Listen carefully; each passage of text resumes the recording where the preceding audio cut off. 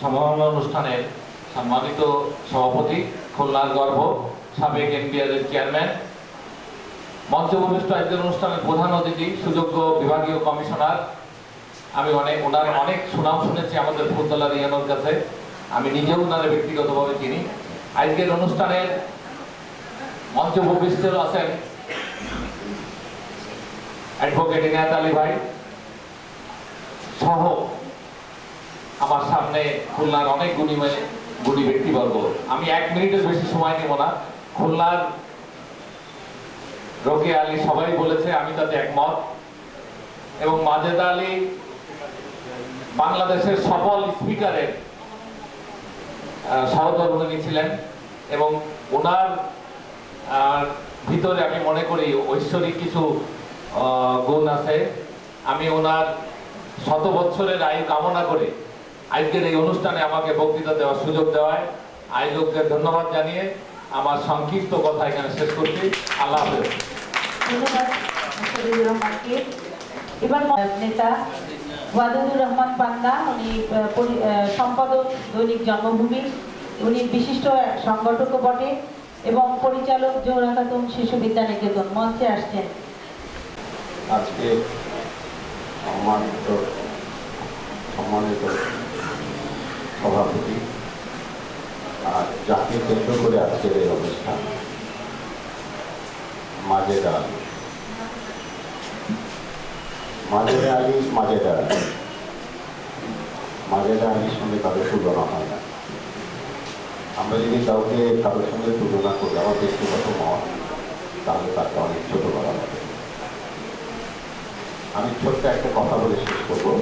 তার আগে বলবো যে এই কবিতা আলাপ এক সময় খুলনার সাংস্কৃতিক অঙ্গনে অনেক দৈন্যদশা ছিল। তখন মনু ইসলাম এবং তার সাথে আমরা 1978 সালে এই সংগঠনটির জন্ম হয়। হাঁটি হাঁটি পায়ে এখনো এই সংগঠনটি বেঁচে আছে মনু ইসলামের ঐকান্তিক প্রচেষ্টায়। সেজন্য আমি মনু ইসলামকে ধন্যবাদ জানাই। আরও ধন্যবাদ জানাই কবিতা আলাপ এমন একজনকে সম্মাননা দিচ্ছে যিনি অনেক আগেই পাওয়ার কথা ছিল, কিন্তু শেষ জীবনে এসে পাচ্ছেন। আমি শেষ জীবন এই জন্য বলছি, বয়সের যখন বেড়ে যায় তখন জীবনটা অনেক শেষের দিকে চলে যায়। মাদার আলী সম্পর্কে আমি একটি ছোট্ট কথা মনে হচ্ছে আমার। আমি যখন প্রেস ক্লাবের সভাপতি, তখন প্রশাসনের পক্ষ থেকে আমাকে জিজ্ঞাসা করা হলো, খুলনা থেকে সাদা মনের মানুষ হিসাবে কাকে মনোনয়ন করা যায়। আমি এক বাক্যে মাঝে যাবার কথা বললাম। প্রশাসন আমাকে যে উত্তরটি দিলে তার প্রতি উত্তরে আমি যেটি বললাম সেটি হচ্ছে, তাকে ছাড়া আর কাউকে খুলনাতে আমি সাদা মনের মানুষ খুঁজে পাই না। আমি সভাপতি হিসাবে আমার কাছে যখন জিজ্ঞাসা করেছেন, তখন আমি তার কথাই বলবো, তাকেই জিজ্ঞাসা এবং সেই সময় মাজেদা আলী সাদা মনের মানুষ হিসাবে খুলনাকে সমর্থিত হয়েছে। তা আমার ব্যক্তিগত উপলব্ধি, সৃষ্টির মধ্যে দিয়ে মানুষ বাঁচে আর সৃষ্টি মানুষকে অনেক দূরে নিয়ে যায়। মাজেদা আলী আমাদের কাছে একটা শ্রদ্ধেয় ব্যক্তিত্ব। আমি তাকে অনেক অনেক বেশি শ্রদ্ধা করি এবং মনে করি মাজেদা আলীর মতো ব্যক্তি বা মানুষ আর খুলনাতে দ্বিতীয়টি আসবে কিনা জানি না। তারপরেও তার পথে অনেক অনেক শ্রদ্ধা রেখে শুধু এইটুকু বলবো, তোমার স্মৃতি থাকবে আমাদের মাঝে। তুমি আমাদের করেছে ধন্য, তুমি থেকো সারা জীবন সারা মানুষের মধ্যে। ধন্যবাদ। জনাব ওয়াদুদুর রহমান পান্নাকে আমি এবার আহ্বান জানাচ্ছি। মঞ্চে আসছেন কবি আশরাফুন্নেসা দুলু, শিশু সাহিত্যিক এবং মাজেদা আপার সেই খুব কাছের ছোট বোনের মতো, বোনই বলতে হবে, বোনের মতো বললে ভুল হবে। আর মঞ্চে আসছেন দুলু আপা।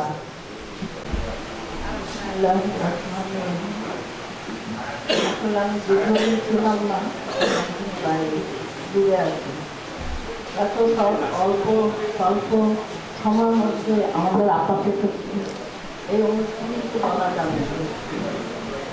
আজকে এই মহোৎসব অনুষ্ঠানে সবার সম্মানীয় সভাপতি বিশেষ অতিথিবৃন্দ, সামনে যারা অভিষ্ট আছেন, বিজ্ঞ অতিথিবৃন্দ এবং আজকে মধ্যমে সবাইকে আমি সালাম করেছি। মাজেদা আপা সবাই বলেন, কিন্তু নামের আগে মাজেদা কথাটা বলতে আমার একটু অসুস্থ লাগে, আমি কখনো মাজেদা আপা বলি না। আমাদের উনি ভুটান বলি, বাইরে আপা বলি।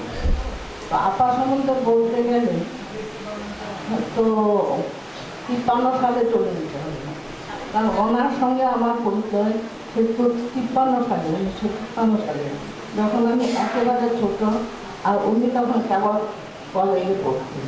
তো ওদিকে আমি যাবো না। তারপরে এক সময় বড় হওয়ার পরে ওনার হাত ধরে আমরা সবাই এই সাহিত্য জগতে আসলাম, সাংগঠনিক জগতে আসলাম, সমস্ত জগতেই আসলাম, মহিলা সমিতি করলাম। যখন মহিলা সমিতিতে আসলাম তখন আমি চাকরিতে বলি, ওনার আদেশে যখন যেখানে বলতেন দাদা পুত্র যেতাম। তো এই যে লেখিকার সঙ্গে কথা বললেন, লেখিকার সঙ্গে থেকে আজকে আমরা যেখানে যে সাহিত্যিক, গল্পকার, রাজনৈতিক সাহিত্যিক বা সামাজিক কর্মকাণ্ডে দ্বারাই যেখানে আমরা বিচরণ করছি, আর সাহিত্যিকদের কথা আমি বলবো যে সেই ক্ষেত্রে লেখিকার সঙ্গেই বলতে হবে সূচিকাকার, সাহিত্যিকদের সূচিকাকার। 52 সাল থেকে এই পর্যন্ত যত রাজনৈতিক কর্মকাণ্ড, যেমন ভাষা আন্দোলনের থেকে শুরু করে সমস্ত কর্মকাণ্ড কিন্তু পুরোধাত্রীমণি, এবং সেই হিসাবে আমি ওনাকে আরও বক্তৃতা বলতে ভুল হবে না, বললে ভুল হবে না। কারণ ওই অন্ধকার যুগে খুলনা ছিল পশ্চাৎপর অন্ধকার যুগ মেয়েদের জন্য। সেখানে গুটি কয় মেয়ে শুধু উনি বের করে নিয়ে এসে রাজপথে নেমেছিলেন। এই যে অসাধারণ কাজ, এটা শুধু একজন মাজেদা পক্ষে সম্ভব, যা আজ পর্যন্ত চলে আসছে। তো বেশি কথা বলার তো সময় নেই, কারণ ছিল সময় দেবে না, আরও অনেক কথাই ছিল বলার। তো এই অনুষ্ঠানে আমাকে বলার জন্য আমি অত্যন্ত গর্বিত। আর কী বলবো, দীর্ঘদিন আয়ু, খুব কষ্টকর জীবন, তবুও বলি আল্লাহর কাছে প্রার্থনা করি আল্লাহ আমাকে দীর্ঘদিন আয়ু না, সেই সঙ্গে সুস্থতা, সুস্থ জীবন যাপন করুন, দীর্ঘদিন বেঁচে থেকে অনুদান আমাদের দিক নির্দেশন দিতে পারেন। সবাইকে ধন্যবাদ, অনেক অনেক ধন্যবাদ আশরাফুন্নেসা দুলু আপাকে। আমি এবার মঞ্চে আহ্বান জানাচ্ছি, ওনার গলায় সমস্যা তবু খুব সংক্ষেপে উনি বক্তব্য দেবেন। প্রফেসর কাজী আব্দুল্লাহ বাকি, সাহিত্যিক ও শিক্ষাবিদ, মঞ্চে আসবেন।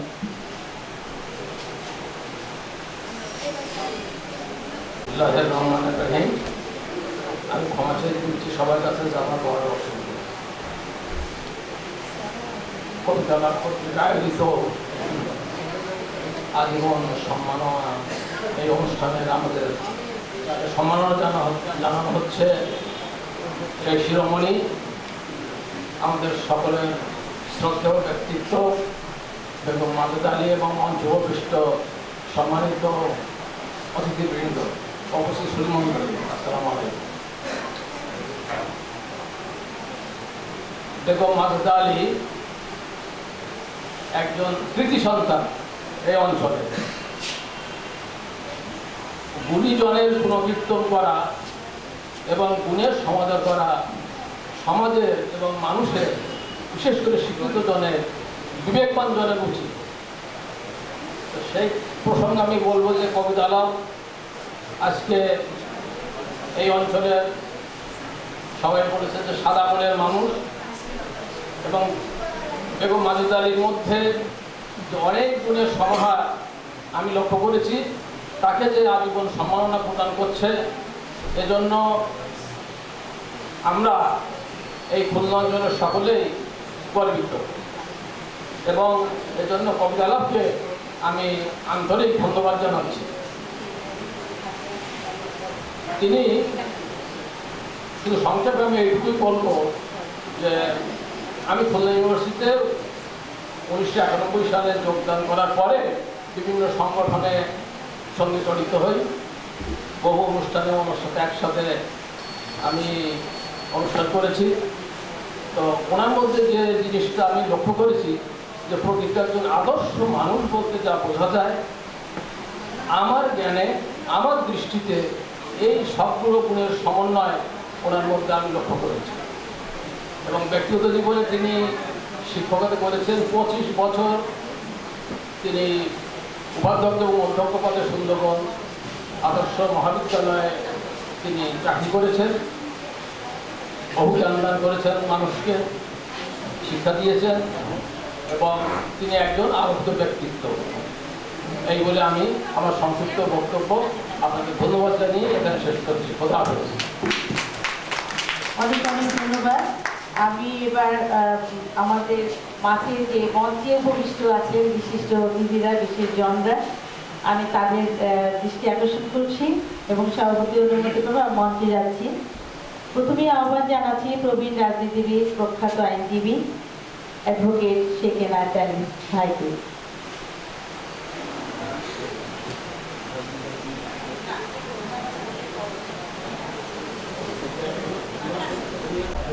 আমাদের মাজেদা আপাকে দেওয়ার উদ্দেশ্যে যে অনুষ্ঠানের যারা সংগঠক তারা এটা করেছেন তাদেরকে আমি আন্তরিকভাবে ধন্যবাদ জানাই এবং আমি প্রথমে জানাই আজকের এই সভা সম্মানিত সভাপতি আব্দুল মজিদ সাহেব এবং আমাদের প্রিয় বিভাগীয় কমিশনার আমার দৃষ্টিতে লাগে মানে আব্দুল সামাদ, যিনি শুধু একজন নন মানে এক্সিকিউটিভ লোক নন, তিনি যে একজন সুসাহিত্যিক এই জিনিসটাও কিন্তু আমি ইতিপূর্বে কোনো বিভাগীয় কমিশনার বা জেলা প্রশাসকদের মধ্যে আমি এই ধরনের দেখি নাই আর কি। এই জন্য ওনাকে আলাদাভাবে আমার ভালো লাগে যে যাদের মন সাহিত্যে ভরপুর থাকে তাদের মনের মধ্যে অনেক ধরনের অবস্থান খুঁজে পাওয়া যেতে পারে। তো যাই হোক, আজকে মাজেদা আপাকে কেন্দ্র করে আমরা যে আজীবন সম্মাননা দিচ্ছি, আসলে দিয়ে ওনাকে ধন্য করছি কিনা আমরা জানি না, কিন্তু আমরা ধন্য হচ্ছি এটা আমার মনে হয়। এই জন্য বলছি, এই কারণের জন্য বললাম যে মাজেদা আপা একটি ব্যতিক্রম ধর্মী নারী আমাদের এই মানে বাংলাদেশের এই দক্ষিণাঞ্চলে, আমি সারা বাংলাদেশের কথা বললাম না। এবং তার সাথে আমার পরিচয় যদিও খুব বেশি না, 77 সালের আগ পূর্বে কিন্তু পরিচয় না। এমনি ওনার হাজব্যান্ড আমাদের অ্যাডভোকেট রাজ্জাক আলী সাহেব, আমরা ওকালতি করতাম, এটা করতাম, কিন্তু ওই সুবাদে যে ওনাদের বাড়িতে যাওয়া, ওনাদের বাড়িতে যে পরিচিতি হওয়া, এমনটা মাজেদা আপার সাথে আমার কিন্তু ঘটে না। আমার প্রথম যখন ঘটেছিল সেটা হচ্ছে 1977 সালে। তখন আমি যখন পৌরসভার চেয়ারম্যান হলাম তখন জানলাম যে 3 জন মহিলা এখানে মনোনীত মহিলা থাকবে এই বডির মধ্যে আছে। 3 জনের নাম যাদের আসছিল আমার কাছে জিজ্ঞেস করে নেয় নাই, আমার মনে হয় পূর্বের থেকেই জানা ছিল তাদের খুব ভালোভাবে। যাদের আসছিল 1 নম্বরে দেখলাম যে মাজেদা আপার নাম।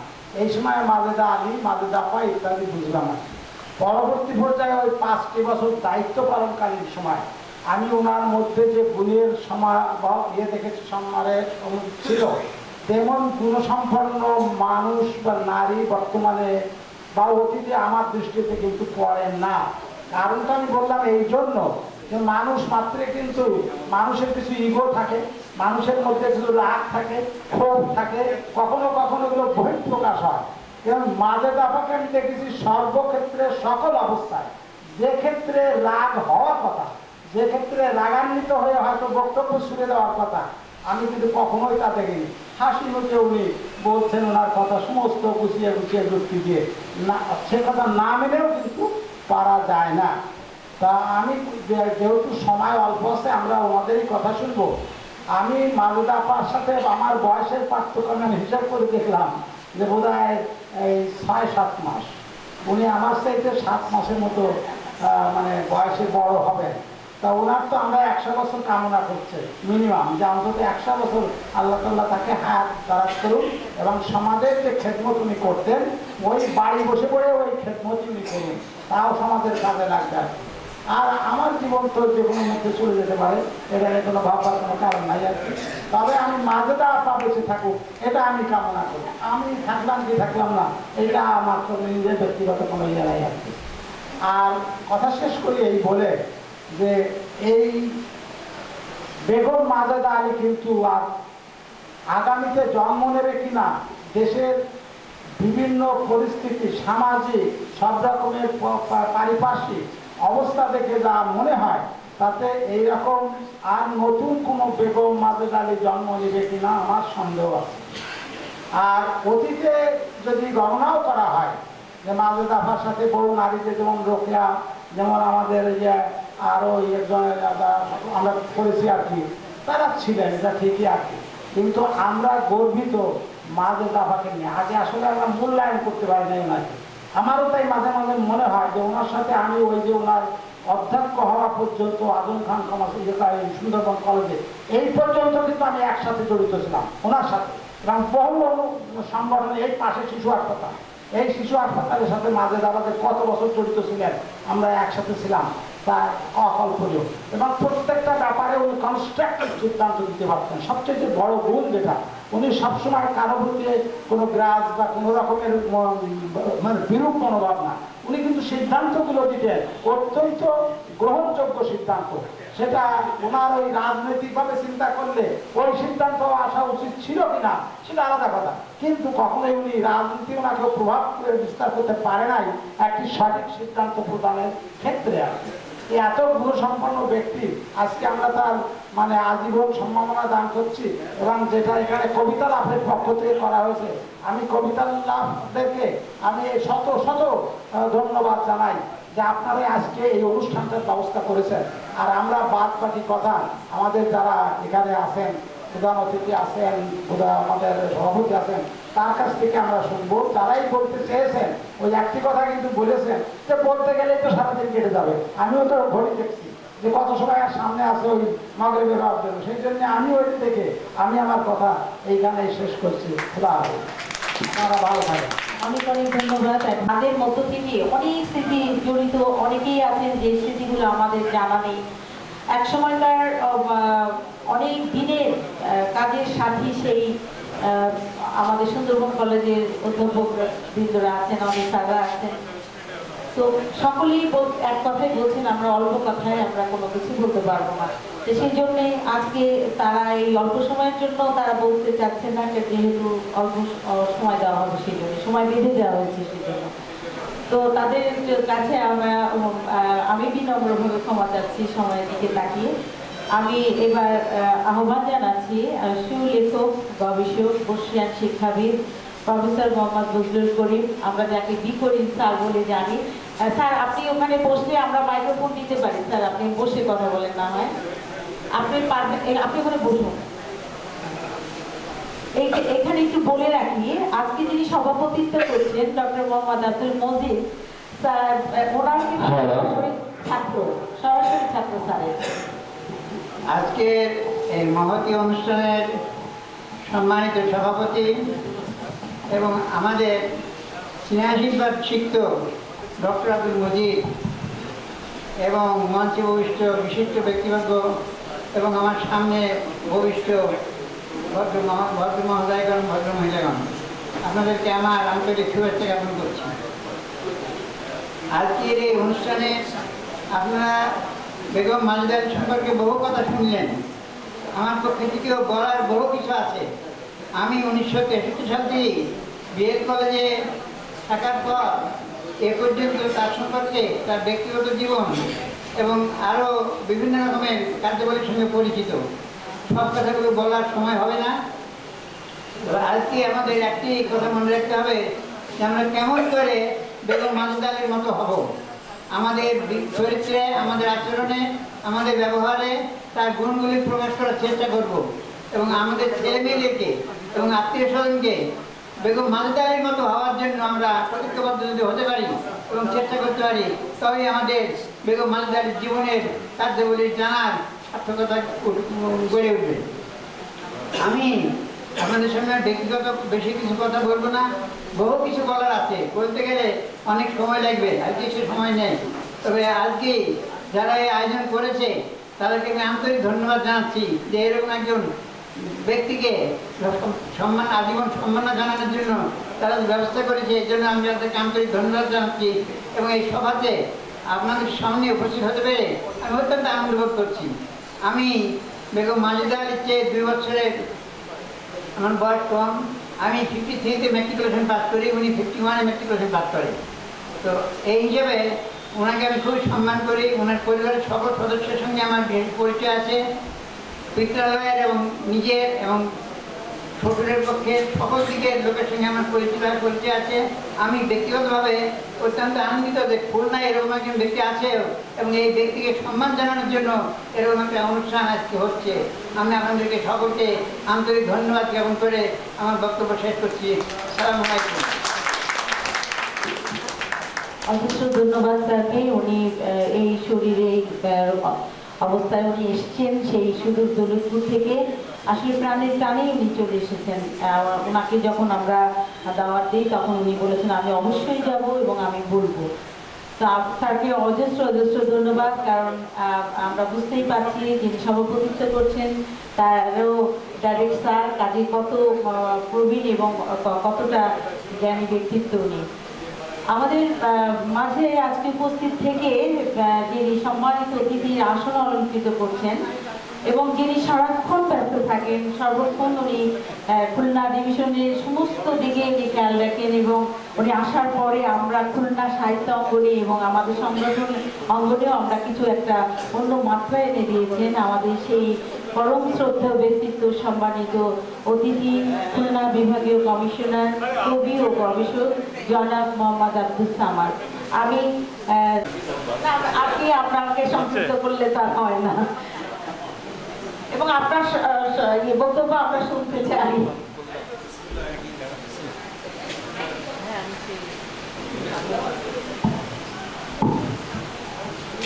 বিসমিল্লাহির রহমানির রহিম। আজকের এই পরন্ত বিকালে একজন মানুষকে আমরা শ্রদ্ধা জানানোর জন্য সমবেত হয়েছি এবং শ্রদ্ধা জানানোর যারা আয়োজন করেছেন কবিতা লাভ, তাদেরকে প্রথম আমাদের শ্রদ্ধা জানাতে হবে যে কবিতা লাভ এরকম একজন গুণী মানুষকে আনুষ্ঠানিকভাবে শ্রদ্ধা প্রকাশের জন্য যে আয়োজন করেছেন তার জন্য মনু ইসলাম, যিনি মঞ্চে একেবারেই আসছেন না এবং মঞ্চে নেপথ্য থেকে বসে আসছেন, হয়তো এখনই ঢাকার দিকে রওনা দিবেন অনুষ্ঠান থেকে বেরিয়ে, এবং কবি বিষ্ণুপদ সিংহ, ডক্টর আব্দুল মজিদ সহ আমি জানি কবিতা লাভের খুব মননশীল বহু মানুষ এখানে আছেন এবং মঞ্চকে যারা আলোকিত করেছেন আজকের আয়োজনের একেবারেই মধ্যমণি শিক্ষাবিদ অধ্যাপক মাজেদা আলী এবং বিশিষ্ট শিক্ষাবিদ অধ্যাপক বি করিম এবং অ্যাডভোকেট এনায়েত আলী এবং আমার সম্মুখে যারা আছেন তাদেরকে নক্ষত্র মানুষ বলাই ভালো হবে আমার জন্য। আমি বাংলাদেশের একজন নাগরিক হিসাবে বট বৃক্ষ যখন চোখে পড়ে বারবার দেখি, দেখতে ভালো লাগে, কারণ বৈশাখের রোদে যখন আমার দেশের কৃষকরা বট বৃক্ষের ছায়ায় বসে এবং সুশীতল বাতাস পায়, তখন একটা বট বৃক্ষের মায়া এবং ছায়া কত প্রসারিত হতে পারে সেটি আজকে আমরা আলোচনা থেকে শুনলাম। আজকে একেবারে নবীন থেকে আরম্ভ করে প্রবীণ পর্যন্ত